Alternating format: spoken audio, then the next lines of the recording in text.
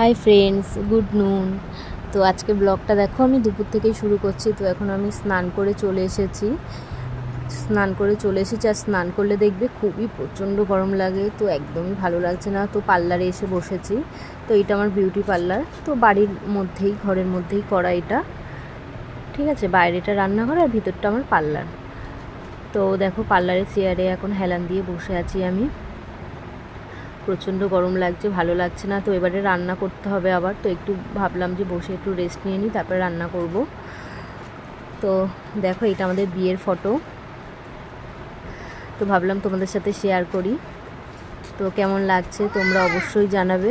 তো চলো তাহলে এবারে রান্নাটা বসানো যাক। অনেক রেস্ট হয়ে গেছে, তো রান্না করে আমাদের দেখো খাওয়া হয়ে গেছে। তো এটা বিকালে শ্যুট করা, তো ছেলে পড়তে যাবে, অলরেডি 5টা বেজে গেছে। তো ওকে তুলছি, ঘুমালে এই কি উঠতেই চায় না।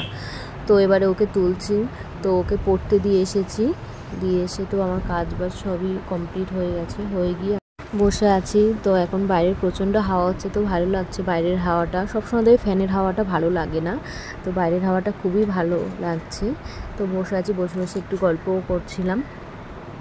তো একটু পরেই সন্ধে হলে আবার পুজো দিতে হবে, পুজো দেব।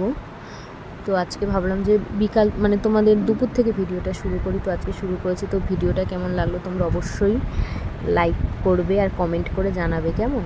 তো দেখো কেমন হাওয়াটা হচ্ছে, দেখো খুব আর হালকা। দেখো চাঁদ উঠেছে, যেহেতু সামনেই পূর্ণিমা আসছে, হাফ চাঁদ। তো দেখতে দেখো কি ভালো লাগছে।